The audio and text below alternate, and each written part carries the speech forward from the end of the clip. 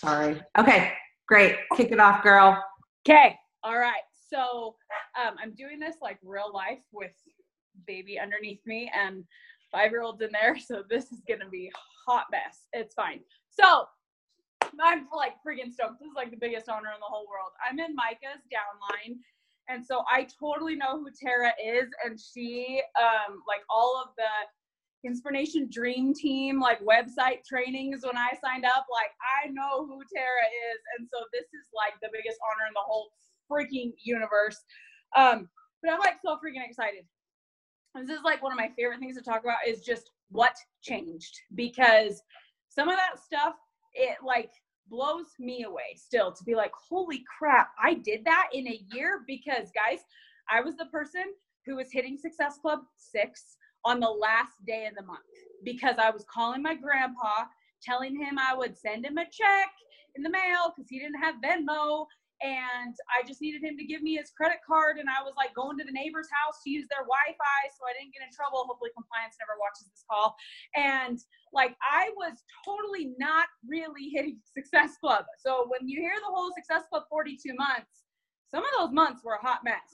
And I was struggle busing, and my income was like going the wrong direction, and I wasn't finding builders, and nobody wanted to rank advance, and why won't my team do anything, and my volume sucks, and I want to hit elite, but I don't have anyone who wants to build, so I guess I just can't da da da. Like everything was terrible.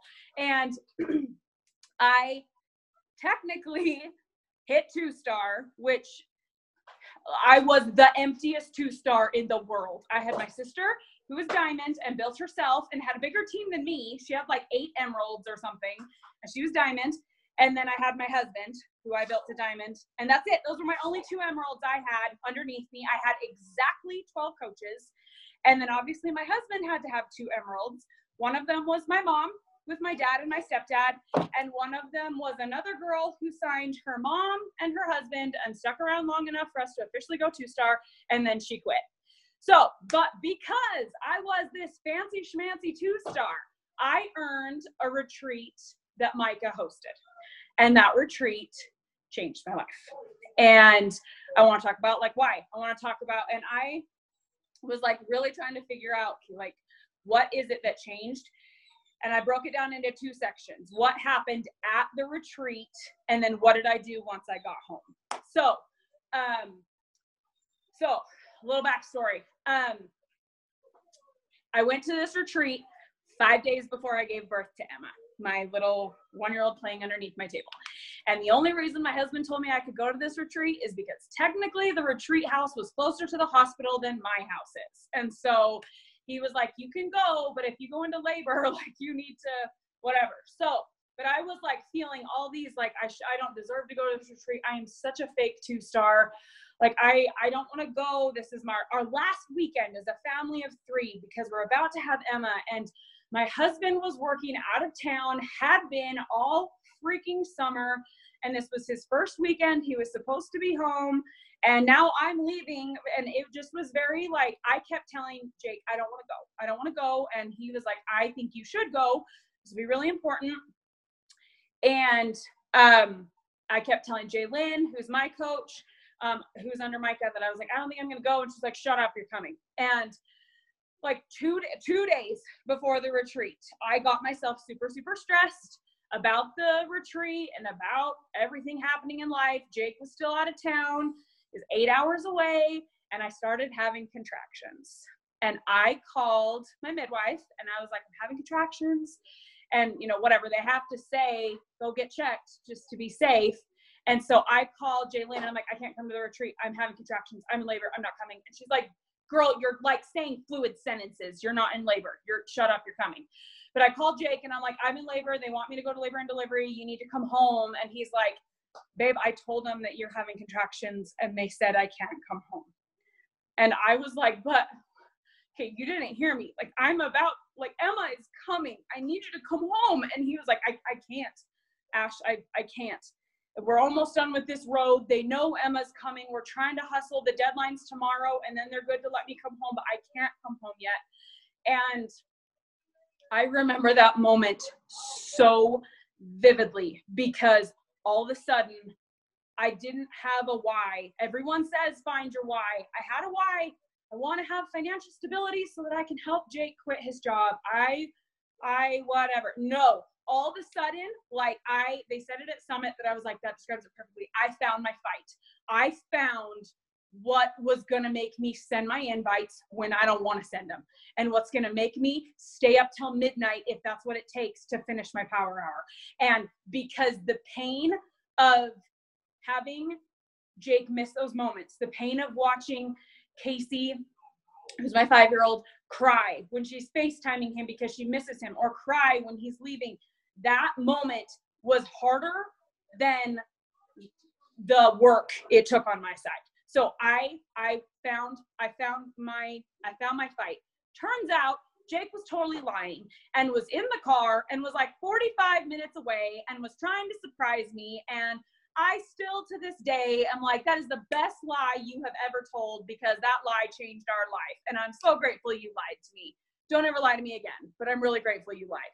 So we went to the hospital. I was having contractions, but they weren't serious enough to keep me, and I still got to go to the retreat. But I went to the retreat knowing I have to make this work. I have to figure out what I'm doing wrong. And that's the second thing. So number one, I found my fight. And I decided that it was okay to let myself want big things. It was okay to want to make enough money to bring Jake home. That's not selfish for me to want to make that kind of income that I can bring him home.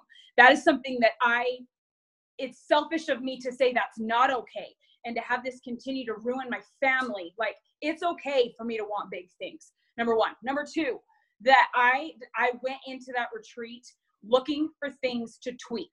Prior to that, I was the girl who would walk into the retreat and say, okay, so you've got Micah, who's a double 15 star. And then you have Melissa, who is a 2-time elite and is a 6-star. I think technically she was highest. And then we have Jaylyn, who is 2-time elite and a 6-star. And then we have Cozy, who's a 3-star. And then we have me, that's a 2-star. And then everybody else is a lowly diamond. I'm like 5th from the top. I'm like the 5th from the smartest person in this room. And no. So I went to that retreat, even though I'm like 5th from the highest, I went to that retreat looking for ways to grow, ways to tweak, things to change, rather than finding proof that, oh, I already do that. Oh, I already do that. Oh, I already do that. Because that's what I did on the national wake-up calls. I would listen to the national wake-up calls and be like, dude, they're going to call me and ask me to speak on these national wake-up calls. I already do all these things, except I make like $20 a week, and these people are like multimillionaires. I don't know why, because I do the same things as them. And no, it's because I was looking for what I did right rather than what I could do differently. Okay, so important. You need to look for things to tweak, not things to like revamp, and you can't work for 2 weeks because you got to redo every system you ever imagined. Like, tweak, fine tune, little adjustments. If you think about the whole analogy about how if you are on an airplane that's going from Los Angeles to New York and you're off by 1 degree, you end up in Florida or whatever. We're talking like a minor tweak, okay? Minor. And then while I was at the retreat, Josh Coates came. Josh Coates is my homeboy. And he talked about limiting beliefs. And we did this exercise where we had to say them out loud. And everybody said, like, okay, if life was like perfect 10 years from now, like your ideal life, nothing could hold you back, what would it look like? And I remember one of my things I said was, Jake he doesn't work where he works anymore. And that's one of the only things I remember. I remember my goals were super, super small. I wasn't dreaming like crazy huge, but I vividly remember that was one of my goals, is somehow, some way, Jake doesn't work there anymore. And then the second question is, okay, now what's in your way from helping you get there? I want you to say one thing to me and I'll help you work through it. And instantly my head was like 18 things that I was like, well, that if I get too good at this business, I'm going to be a bad mom. And if I get too big in this, I can't be big in this business because I'm a bad leader. And I don't look like Lindsay Matway. And I don't have enough time, and I'm not good enough, and I'm not smart enough, and I don't have a big enough following, and I don't have da-da-da-da-da. And I made this big list in my head. And as we started going around the circle, every single limiting belief I had came up in one way or another, which means I'm not this weird unicorn who has these fears. Everyone has these fears. And so I wrote down like 8 pages of notes from everything he said and like worked through it in my head and like, okay, he's right. I'm not a bad leader. A good leader is someone who provides tools and resources to their team. I never told them when they signed up that I would come over to their house and I would put my hands on their computer and I would type their fingers to make them do their job. I never said I would do that.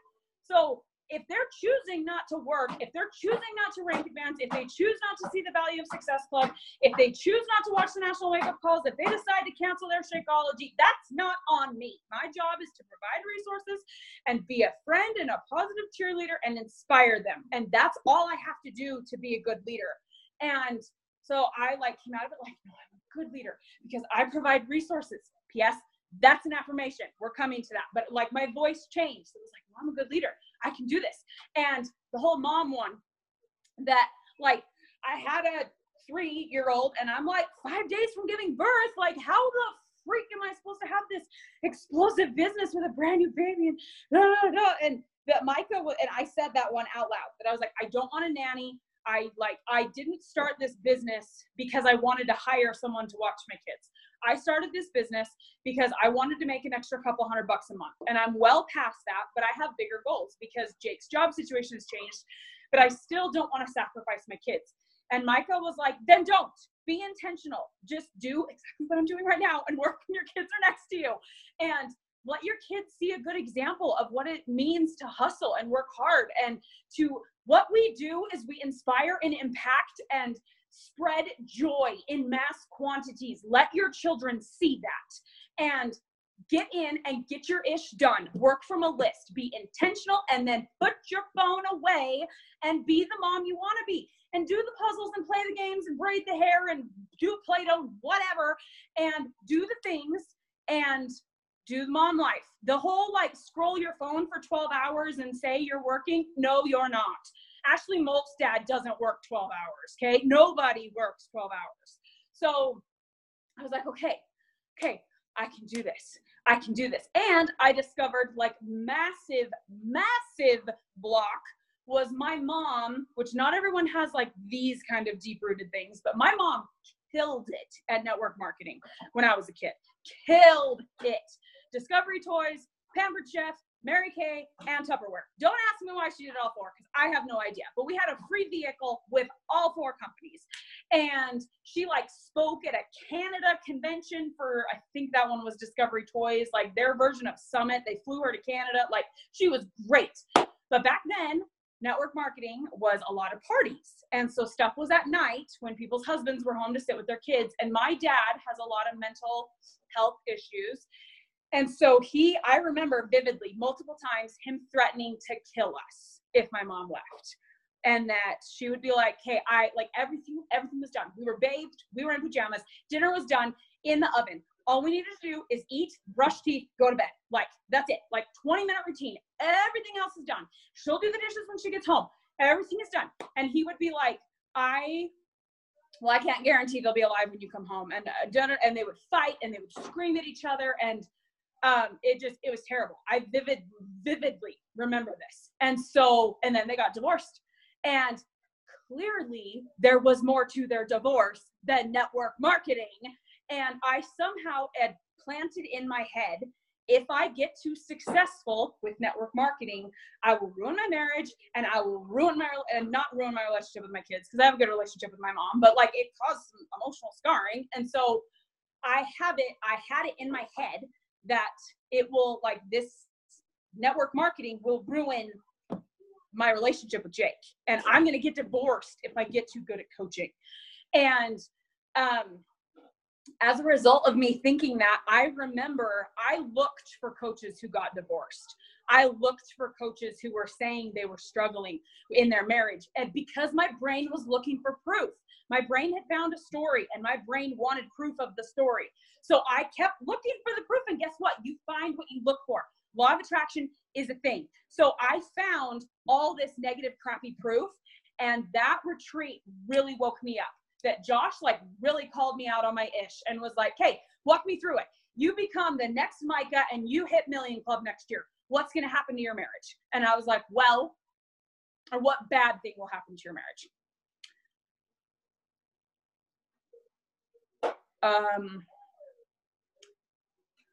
I mean, maybe we won't get to spend as much time together, except if I'm intentional, like Micah said, maybe it won't be that bad. And Josh was like, exactly. Like, you will bring your husband home. You will be able to pay for vacations. You will be able to change your family's life, and your marriage will get better. If you grow and become a more positive, impactful, confident person, that will help your marriage. That will give you more patience with your children. That will, like, your life will get better if you get better at the business. And so I came home from the retreat telling myself that I am intentional and capable, and that I had one about all of my ones with motherhood actually ended up being related to time, that I didn't think I could do it with enough time.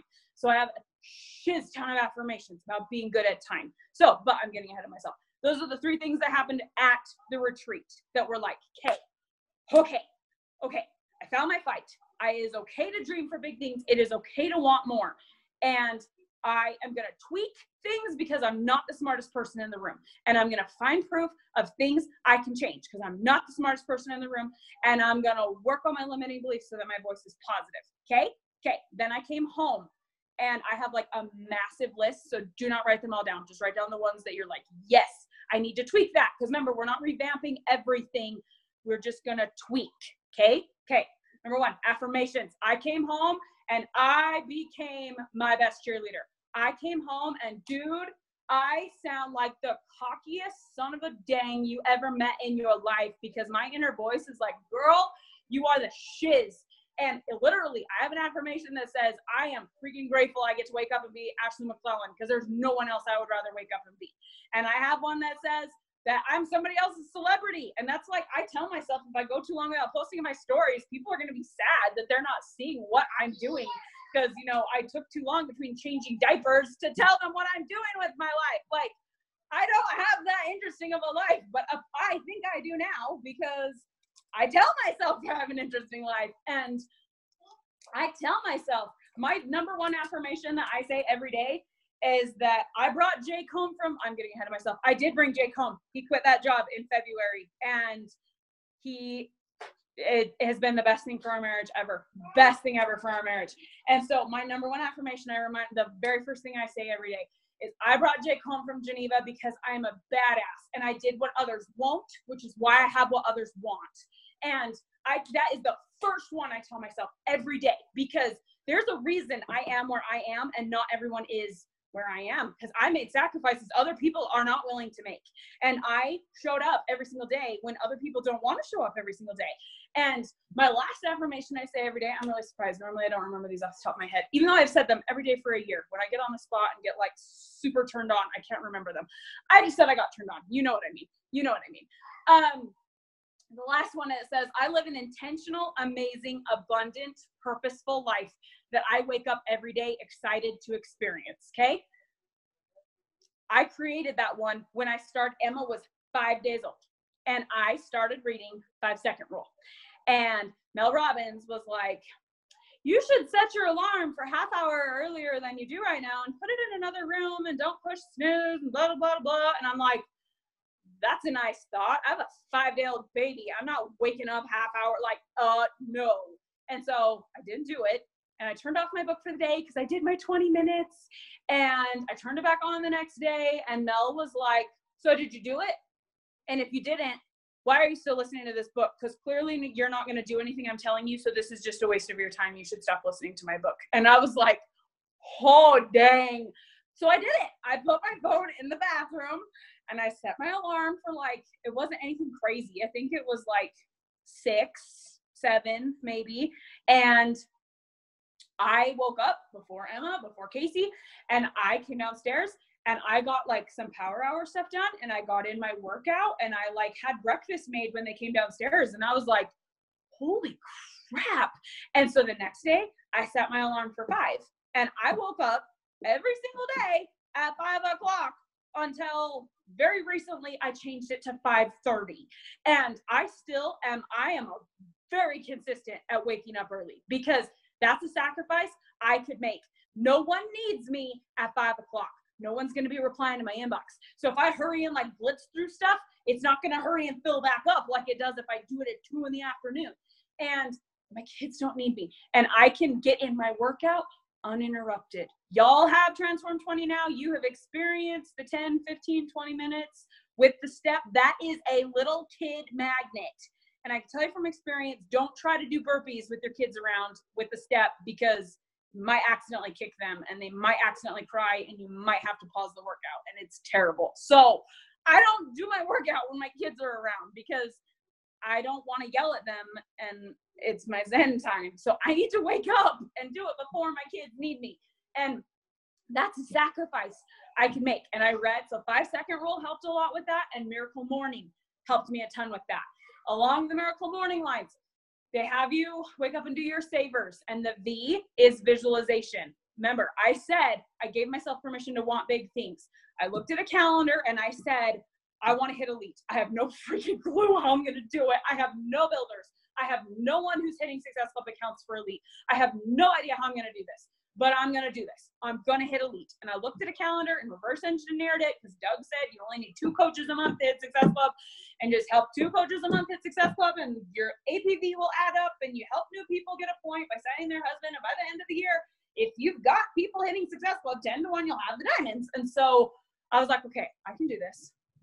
2 people a month. I'm just going to help 2 people a month. But I looked ahead on the calendar, and typically they do the elite call the 2nd week in January, so next week. And it's usually on the Thursday. I don't think that's when they're going to do it, but that's usually when they do it. And so I looked at the calendar, and that's January 10th. That's my daughter's birthday. And she had been asking if we could go to Disneyland. And so I was like, what if I made enough money and we got to go to Disneyland and Beachbody paid for it, and they call me to tell me I hit elite, and I have the Disney castle behind me with my rose gold sparkly ears, my shirt that says best day ever because it's my daughter's 5th birthday and I hit elite and this is the best day ever. What if I do it? What if I hit elite? And they call me and I'm in Disneyland. And I woke up and I sat right here at my kitchen table and did my Miracle Morning at 5 a.m. and I closed my eyes and I pictured my rose gold ears and the Disney castle behind me. And I'm going to get that call and I'm going to be in Disneyland and we're going to go to Disneyland for Casey's birthday.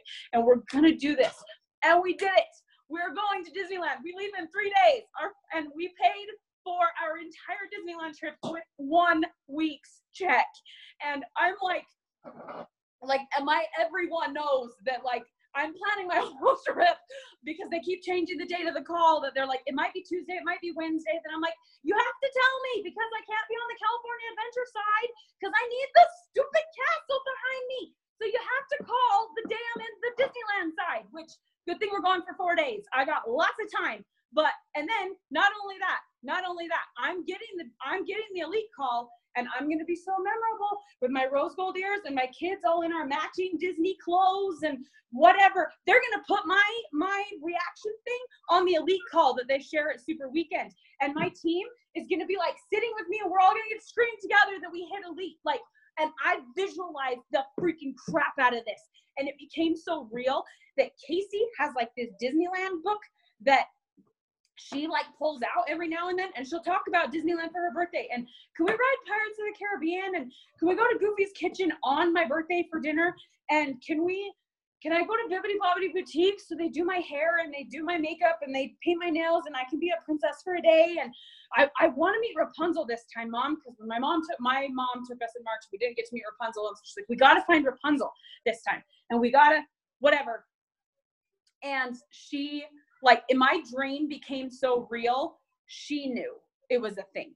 My dream became so real, Jake asked for the time off work in June because we knew this was happening. We knew we were going to go to Disneyland, because this was a vision we set. And when I set this vision, Jake was like, F no, he's such an introvert. He hates crowds. He was like, we are not going to Disneyland. And I kept going, and I showed him with my actions that I would make this happen. This was not talk. I'm going to get up at 5 a.m. while you're still asleep. When I was up with the baby, when we have a brand new kid, I'm going to show you with my actions that I can do this. And I'm going to do it. And I had a reason. That visualization gave me a reason to keep sending my invite. I hate invites. I hate them. It gave me a reason to keep sending them when I don't want to. Okay. I decided to control things I could control. So I was really, really, really, really, really one of Netflix top customers. I'm sure they my account padded their stats. Grey's Anatomy was on 12 hours a day. I was basically a cardiothoracic surgeon and just didn't have the official paper to hang on my wall. And then Josh at the retreat was like, y'all don't have time for Netflix. That I remember thinking yes, I do. I'm going to be the first coach that gets on the national wake up call and is like, I do my stuff, but I also still really enjoy Netflix because that's just who I am as a person. No, that's not a thing. And so I set a goal that was going to make me get off Netflix. And so I set a goal to read 75 personal development books. And that seemed so huge. I'd read 6 before that. Like I said, I would do my 20 minutes and then get off. So now I'm like, oh, hey, yeah, that's fine. I'm going to read 75 in a year. That's fine. But I made a note in my phone because I needed it to be somewhere accessible. I had tried to set crazy goals before and made pretty printed sheets that I laminated, not laminated because you need to be able to write on it, but that I could put in my Power Hour folder so I can No, I needed it convenient. I needed it on my phone. So I went in my phone and it's called 2018 PD books, 1 period. And then I waited till I finished my first book, which was Start from John Acuff. And then I finished it and put 2 period so that I had a spot for once I finished my next book. And I did it.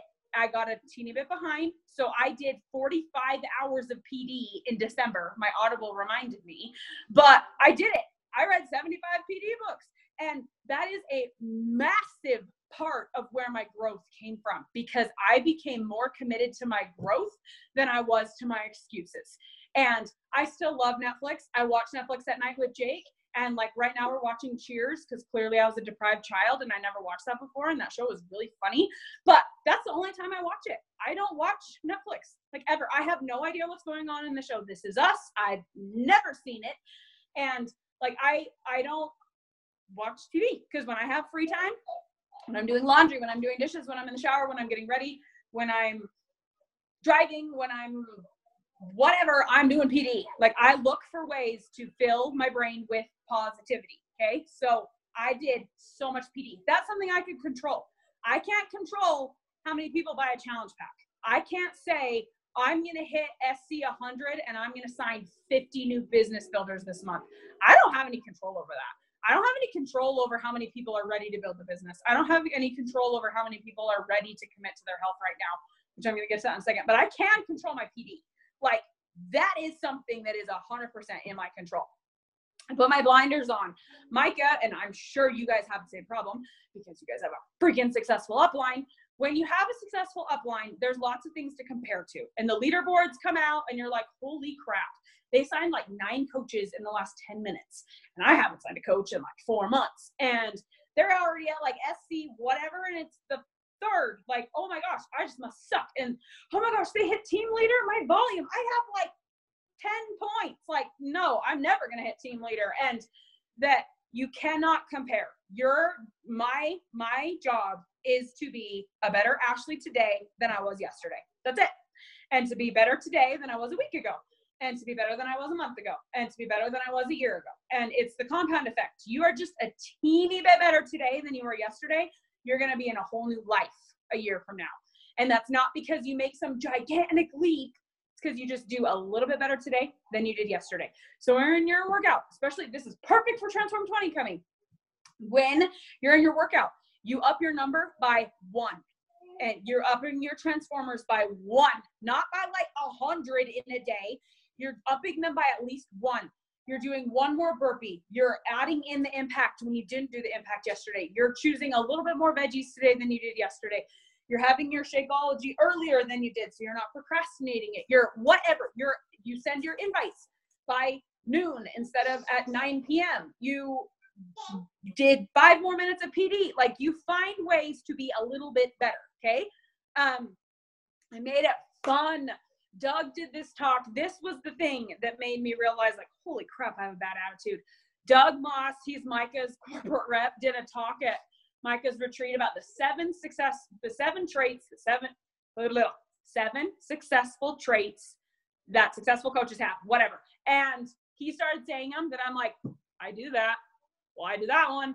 Well, I do that one. Well, he mentors 9 to 15 stars, and I'm the emptiest 2-star ever. And I do all these things. Like, what is wrong? And then he said, they have fun. And I was like, oh, slam the brakes. That is not a thing. Because hitting Success Club on the last day of the month is not fun. It's not fun. Sending 400 invites because you need somebody to buy from you or you're going to drop rank is not fun. And like, that's not fun. And when you have coaches who just won't hit Success Club and I don't know why no one does anything and nobody gets on my team calls, and that's not fun. That's not fun. When you're like, that's a lack. So I decided, okay, I'm going to make it fun. How am I going to make it fun? So we made our challenge groups. We started incorporating more fun. On Wednesdays, we wear pink, like Mean Girls. And we do it like every week. Everybody knows. Wednesdays, you wear pink. And it's to the point that we will like change our clothes. If we wake up and we're like, shoot, I forgot to put pink on, we'll go change our clothes. And we have like, there's a GIF in Instagram stories that says on Wednesdays we wear pink. And we all post it in our stories on Wednesdays. Because Wednesdays, we wear pink. And we started doing a Zoom workout together. So we work out together, which, let's be honest, it kind of turns into us talking. But we talk and we like, it's fun because I get to know them on like a normal level. And our kids have started becoming friends with each other because they get to talk to each other on our Zoom. And like, it became fun. And we are getting ready for Transform 20. We're going to do Step Up Saturday. So on Saturdays, you wear clothes that match your step. So you wear like black, orange, neon yellow, which has been really fun because people are like, that's what I bought my team for Christmas was tanks that say Dreams Demand Hustle, and they're black and they have neon yellow font. And they're also excited because they're like, hey, I matched my step. And we're like gonna match our steps on Saturday. Like, we found ways to make it fun. And there's so much food on my floor because that's what I'm doing to entertain my babies. I just keep having her like Cheerios and popcorn and stuff. I should take a picture and send it to Tara when I'm done. My floor is a mess. It's fine. It's fine. So that ways to make it fun. We like try to incorporate, and I ask my team regularly, what can we do to make team calls more fun? What can we do to make the accountability groups more fun? We want to provide value. We want to provide meal plans and accountability and all of that comes in the meal plan. But like, we want this to be fun. We want them to see why becoming a coach is fun and why joining our team will be fun. So that way to make it fun. I became like a major go-giver. That book is one of my favorite PD books ever. Jay-Lynn, my coach, the day I gave birth to Emma, holding Emma in the hospital. She's brand new, teeny tiny, 20 minutes old. Jay-Lynn sends a text that said, Greg called me, so I heard his voice, but he was attacked at work and we don't know how bad it is, but I know he's alive because he's the one that called me. And Jay-Lynn is one of my best friends. Greg is one of Jake's best friends. And then we started getting all these texts from like news outlets that were sending like breaking news updates because the person who had attacked Greg died. And so it was like this big scandal because they'd been shot by a police officer and all this stuff was happening. And Jay-Lynn was like, dude, I'm so like, I'm like falling apart. Can you help me can I add you to my new coach thread? I know you have like a brand new baby, but I just can't keep up with my messages. This was like probably day 3 or 4. I was home from the hospital. Dude, I worked out the day I gave birth. I felt great. Shakeology and Energize are a thing. And so I was like, no, yeah, I'm good. Like, add me to your thread. I'm good. And I started noticing like her team had the same questions as mine. She just had more coaches than me. That's why she was a 2-time elite coach and I was a 0-time elite coach. She just had more people than me. And so I was like, okay, maybe I'm not such a bad leader. Like maybe I can whatever. And then when Emma was 5 days old. Jalen was 11 weeks pregnant, and she went in to go get an ultrasound done, and they couldn't find her baby's heartbeat. And if she was holding on by a thread before, she like fell apart and was like, I can't run any thread. I need you to take over all the threads. And I'm so sorry, you have a 5-day-old baby. And I was like, girlfriend, your husband almost died. He's been in and out of surgery, and you just found out you lost your baby. Like, I can handle the message threads. Not that big a deal. And so I just started like answering their questions, sending invite wording that I was using that was helpful, sharing when I had a post that got a lot of engagement, sharing a PD book quote. When I finished 5-second rule that I was like, y'all need to read this. This book just changed my life. Like, I wasn't doing anything crazy. I just started sharing with the team. And we finished the year we finished 2017, number 51. Jalen still finished elite, and she still hit Success Club 10 every single freaking month. And we finished number 51. And I was so free. I'm technically under Greg. I don't contribute any points. I don't count as any of Jalen's stars. And I felt so proud that we still finished elite. We still finished number 51. And then in quarter 1 of 2018, we jumped from 6-star to 10-star. And like I said, I don't count as any of those diamonds because I'm under Greg. And I was like bawling my eyes out and screaming and cheering when I was standing on my chair at Summit when she walked across the stage as a 10-star, because I felt like I was a part of that and I helped our team and I was proud of her. And like, I became someone who gave to my team as much as I could. Not my team, Team Beachbody, Team Micah, Team Tara, Team Beachbody. That I will share. Anyone can message me and ask me for invite wording or whatever, and I will send it to anyone because we are better together. And that attitude brings you people like that. And that's karma. You will get good back when you put good out.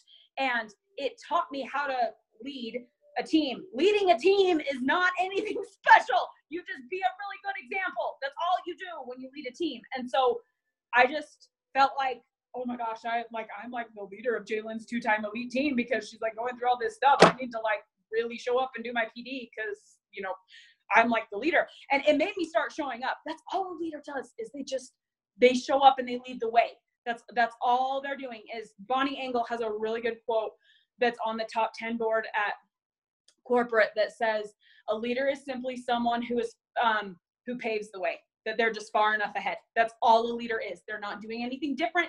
It's not a title or rank. It's being the example of what's possible because they're out in front. That's all it is. And so I really became a go-giver and put out into my team as much as I could. I'm almost done, I promise. My power hour became an absolute non-negotiable when I got home from that retreat. No matter what, I did not go to bed unless I was done. And my power hour is, I do the Josh Coates one. So it's 20 connections, 10 invites, add to your network. That's all I do. That's all I do. It's not anything magical. I'm not sending 7,000 invites. Like I said, I've said this like 18 times. I hate invites. But I send 10. I can suck it up and do 10. 20 connections, 10 invites, add to my network. And then on Fridays, I do 40 follow-ups. That's it. That's all I do. But I got super consistent at that. And I turned it into a game to see how fast I could do it. And I got to the point that I could do 20 connections and 10 invites in 18 minutes. And adding to my network was happening. And that was including adding to my network. 18 minutes because I didn't overthink it. And I just shut up and do it because I set a timer and I'm going to see how fast I can do it because I was like trying to time myself because I'm very competitive with myself. And like everyone with a newborn has 18 minutes. Everyone has 18 minutes. And sometimes I have to break it up or pause if, because, newborns don't take perfect 2-hour naps. I don't know if you knew that, but, so sometimes I did have to break it up, and then I obviously would have to go back in later and check my messages and check in on my team. But like my income producing activities, which are connections, invites, and once a week follow-ups and adding to my network, those happened first before I look at my inbox. And that's hard for me because I like looking at my inbox. I like replying to messages. I like when people reply to my stories. I like doing all that stuff. But that stuff is not it. And some of that can be an income producing activity, because if somebody messages you and they're like, hey, I want info, like, you do need to reply to that. But you got to do connections invites first so you don't get swallowed up in your inbox. So I became like, no matter what, power hour is going to happen. I'm never going to miss it. And the last one, I decided I was going to freaking crush my journey. I gained more than I wanted to in my pregnancy with Emma. And so my goal last year and my word for the year was transform. And because I wanted to be proof the products work. And so one of Josh's activities he has you do in his groups, come here, Em, is you have to post a weekly progress picture. And it doesn't always have to be like today versus a week ago today, but every week you're posting a side-by-side once a week so that you're always showing you're still on a journey, and and it doesn't always have to be a side-by-side, it doesn't always have to be about your body, because let's say you're at maintenance. It can be about, guess what? Transform 20 is going to blow y'all's mind if you're there, because it can be about last week, I only did 8 of those stupid plank walk X jump things, and today I did 12. Like, guys, oh my gosh, I did 12. That's progress. That's progress. It can be a comparison of now to where you were when you started. It can be week to week as we're doing Transform 20 and your abs are coming through. It can be side-by-sides of your face. It can be side-by-sides of your arms. It can be about how you can do more push-ups. It can be about your growth. It can be about whatever. Progress can be multiple forms, but I committed to have change every week, to have there be new change. And that meant I had to stay in phase 1 and stay a challenger and stay consistent and stay showing up. So that's everything I've got. And because I'm on my phone, my internet sucks. I've missed all the chats. So I'm going to scroll through them like crazy fast.